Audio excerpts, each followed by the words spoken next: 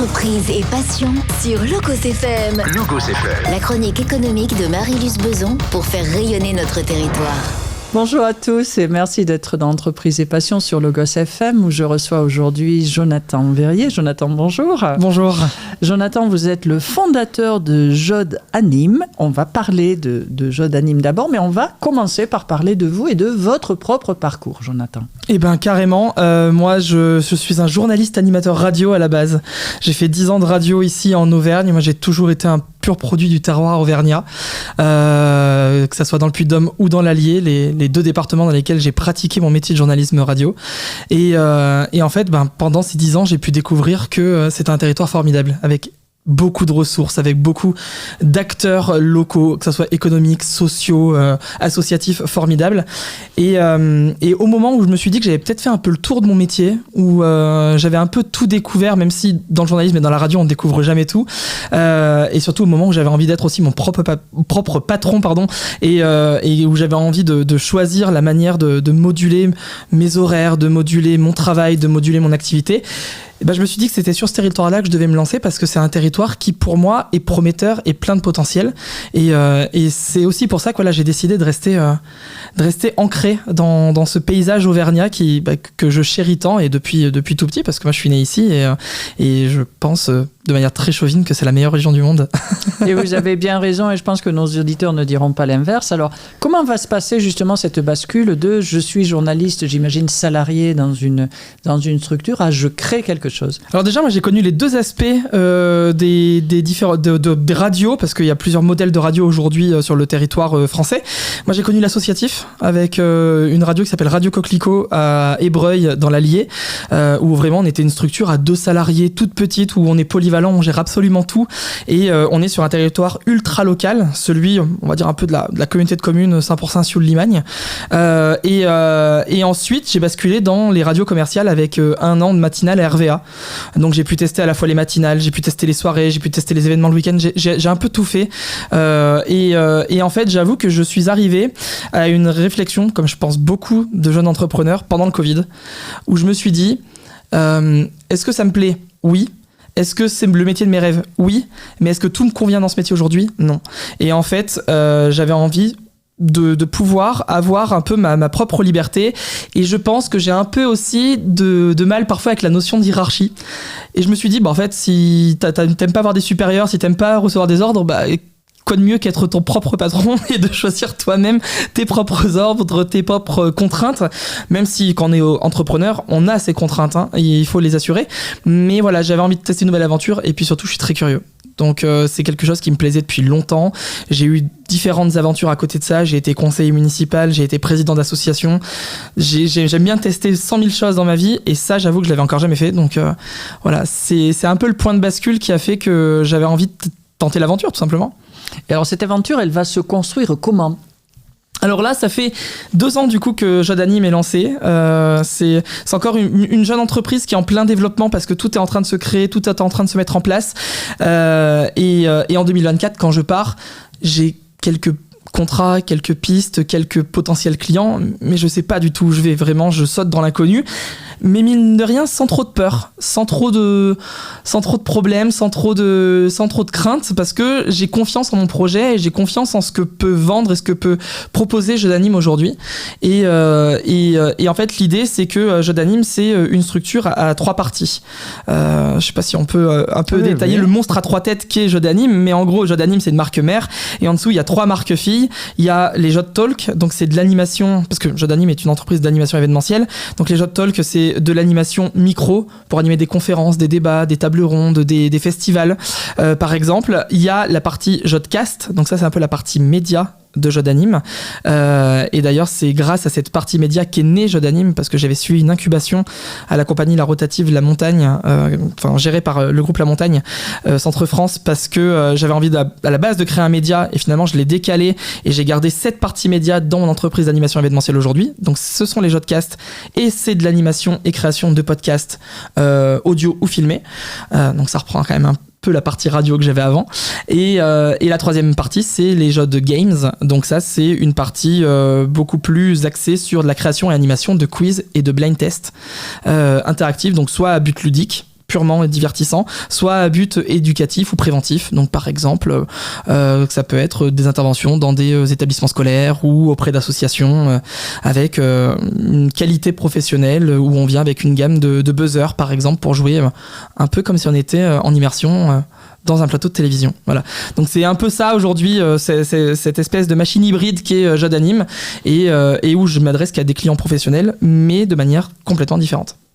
Et qu'est-ce qui va amener, justement, qu'est-ce qui vous a amené à cette tête à trois hybride, complètement, en partant de cette notion de journalisme qui était la vôtre au départ? C'était un besoin que vous aviez perçu dans vos interviews? C'était comment? Alors, il y a plusieurs choses. En effet, je trouve qu'aujourd'hui, parce que j'ai déjà pu faire des animations avant, de conférences, de débats, beaucoup d'interviews aussi, et je me suis toujours senti à ma place quand je commençais à amener soit un décalage, soit un ton un peu différent dans la manière de présenter les choses. Et j'ai notamment vu dans des présentations publiques que le public était friand de ça, que le fond comptait, que tout ce qu'on racontait comptait, mais aussi la forme doit être présente. Et il faut arriver avec un sourire, il faut arriver avec une ambiance, il faut arriver avec une énergie qui parfois peut être un peu différente de ce qu'on connaît déjà. Donc déjà, ça, je l'avais cerné. Et puis surtout, comment j'ai créé Jod Anime, c'est qu'en fait, je me suis dit, Jonathan, tu sais faire quoi dans la vie ? Et en fait, j'ai pris un peu tout ce que je savais faire, plus ou moins bien, ça c'est pas moi qui juge, mais j'ai pris un peu tout ça et j'en ai fait une grosse, une espèce de grosse ratatouille où j'ai mis un peu tout ce que je voulais dedans et j'adore jouer, j'adore les blind tests et la musique, donc j'avais cette partie-là, les podcasts et la radio et l'interview, c'est ma vie, et puis être en public et puis pouvoir animer comme ça devant des gens et apporter à la fois de l'information et du divertissement, ça fait partie aussi intégrante de moi. Donc en fait j'ai construit ça tout autour de mes compétences et surtout de mes passions, parce que j'aime pas ce terme de dire qu'on fait des métiers passion, parce que souvent derrière ça dénigre et c'est un peu péjoratif sur plein d'aspects, mais pour le coup c'est un peu vrai. Voilà, je fais ce que j'aime et alors ça c'est une chance incroyable. Donc 2 ans de création pour Jod. Alors Jod, J-O-D, oui. Pourquoi Jod? Alors, pourquoi Jod? En fait, dans un autre projet que j'avais en 2022 avec des amis, on a voulu se lancer sur Twitch. Donc créer une chaîne culturelle pour faire des émissions culturelles sur Twitch. Et à ce moment-là, je me suis dit, Jonathan, faut que tu prennes un pseudo. Parce que j'avais pas envie que mon prénom s'affiche, que mon nom soit à la vue de tous. Même si au début c'était une toute petite chaîne, je me suis dit, imagine, ça explose. Il faut quand même que tu préserves un peu ton intimité. Et donc j'ai cherché un pseudo et je me suis dit, Jod, c'est pas mal. Surtout qu'au même moment, j'avais ce projet média, de monter juste un média. Et ce projet média, l'idée c'était de faire un peu les podcasts de Jonathan. Podcast, Jonathan, Jodcast. Et en fait, ça s'est un peu relié comme ça. Je me suis dit, en fait, Jod, ça sonne bien. Et ça garde un peu ce côté Jodcast. Et puis si on est un peu auvergnat et qu'on comprend le sens, il y a un vrai clin d'œil qui s'est mis implicitement et indirectement là-dedans, mais c'est clairement un clin d'œil à la place de Jod, là où j'ai traîné mes guêtres pendant des années, là où j'ai fait mes plus belles soirées étudiantes. Donc il y avait un peu tout ça qui faisait que Jod sonnait bien. Et puis surtout Jod, vu que je rencontre un public énorme et vraiment très très varié et éclectique, pour un enfant de 6 ans comme pour quelqu'un de 80, c'est facile à prononcer, facile à retenir. Donc c'était aussi un truc un peu punchy et un peu communicationnel aussi, parce que j'ai fait quelques études de com et c'est facile à retenir, quoi. Jod, ça sonne bien. et ça se retient.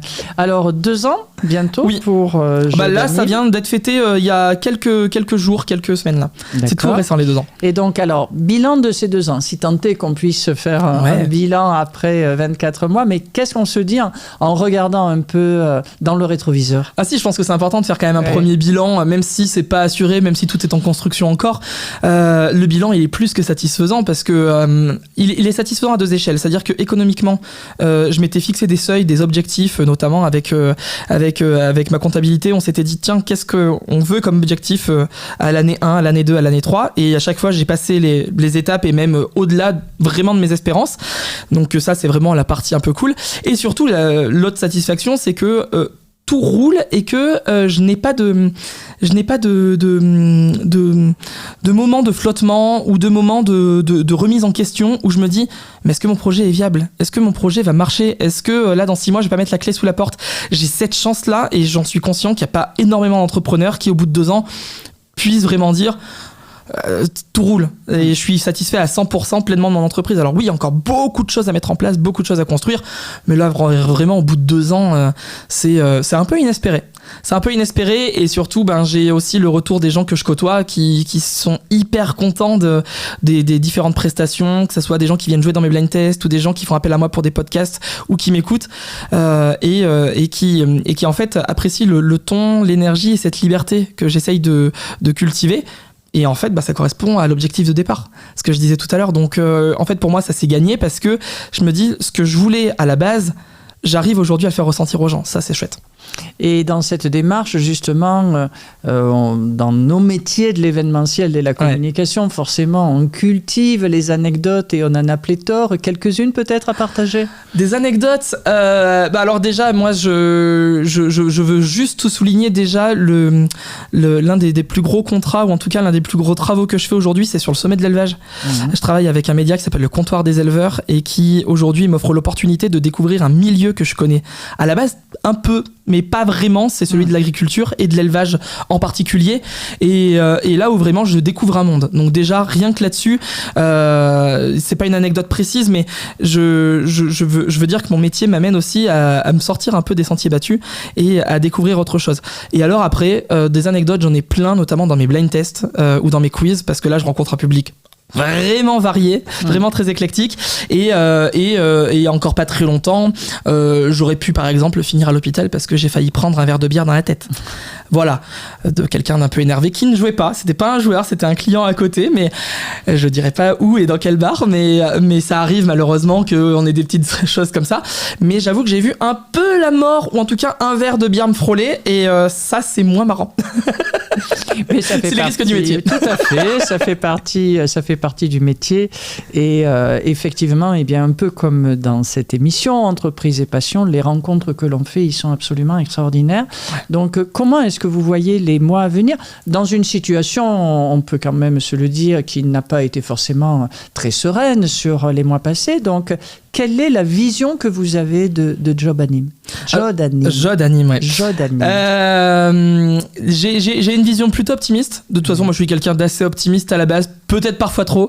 Non, j'ai une vision optimiste parce que pour l'instant, les contrats déjà et les personnes avec qui je travaille, les professionnels, les prestats qui travaillent avec moi sont des prestats plutôt solides et qui ont une vision long-termiste. Donc ça, c'est vraiment chouette parce que du coup, on a moyen de voir venir et d'aller assez loin.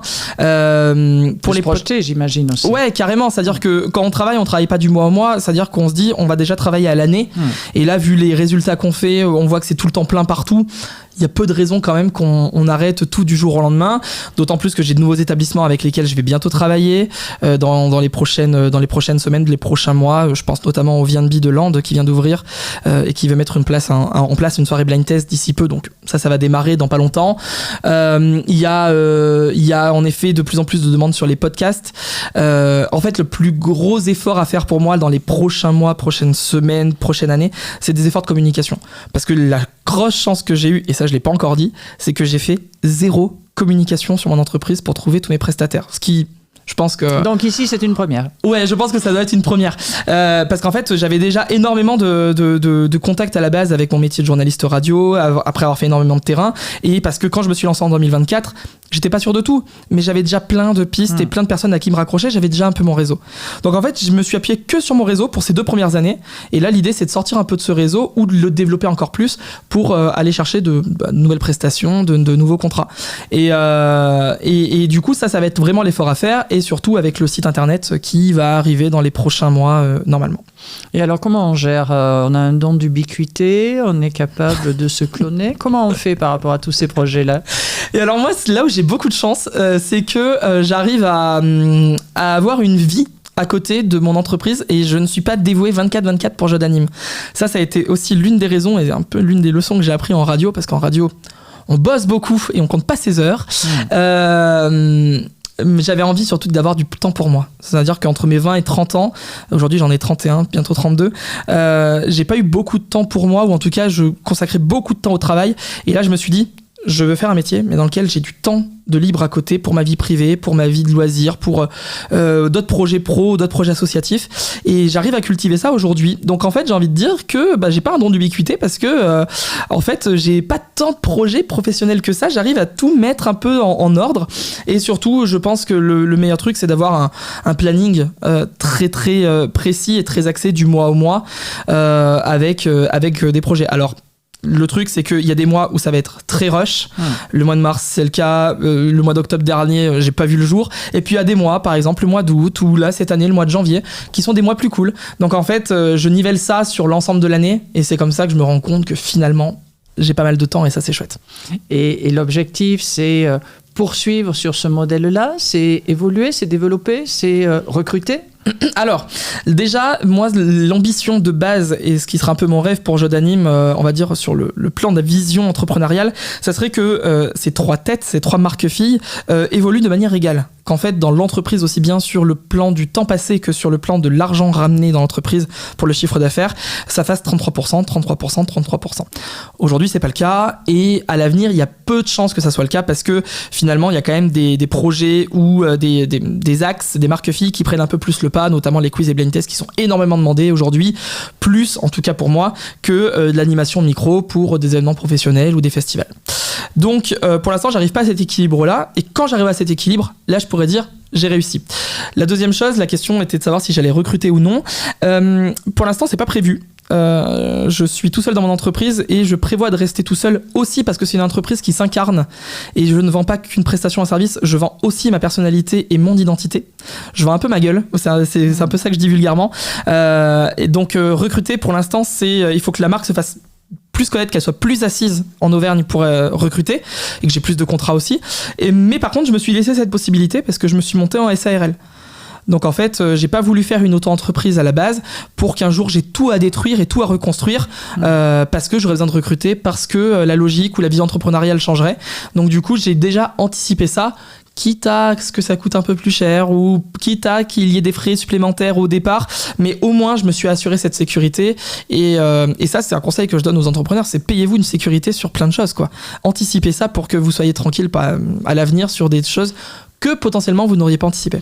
Et puis peut-être aussi en termes de crédibilité vis-à-vis de vos clients, pouvoir établir une facture avec TVA, c'est quelque chose qui est important. Ça c'est demandé aujourd'hui, ouais, c'est clair. Qui prouve aussi que vous croyez dans votre démarche. Alors, vous parlez Auvergne, ça veut dire qu'aujourd'hui vos clients sont sur ce secteur.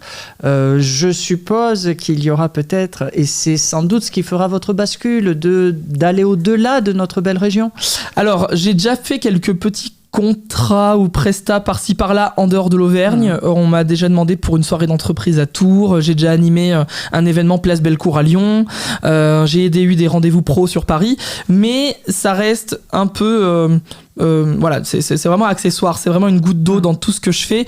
Et je vais vraiment me concentrer sur l'Auvergne. D'ailleurs, aujourd'hui, dire Auvergne, c'est un peu gros parce que c'est surtout Puy-de-Dôme et Allier, à vrai dire. Cantal et Haute-Loire, ce sont des départements que je visite très peu, voire pas du tout, et qui sont amenés peut-être à faire évoluer et à travailler dessus, sachant que j'ai aussi un contrat tous les mois dans la Loire, donc en fait quand je dis Auvergne, c'est un peu transverse. Mais en tout cas, la cible, c'est vraiment le territoire, parce que je pense qu'il faut se fixer des ambitions et des objectifs, mais aussi se fixer des limites. Et je pense que ma limite à moi, c'est de me dire, je me concentre sur un territoire, et si par exemple demain je suis amené à bouger pour ma vie pro et de déménager, je sais pas, à Biarritz, à Lille ou à Strasbourg, bah dans ce cas-là il faudra que je redéfinisse un nouveau territoire et que je ne m'égare pas pour que justement j'arrive à garder une cohérence de projet. Mais cette cohésion entre vie professionnelle et vie personnelle, ça c'est le plus important pour moi. C'est ce qu'on vous souhaite, Jonathan Verrier. Merci d'être venu sur l'antenne de Logos FM cette fois. Partagez votre expérience et à très bientôt dans Entreprise et Passion. C'était Entreprise et Passion sur Logos FM, la chronique économique de Marie-Luce Beson pour faire rayonner notre territoire.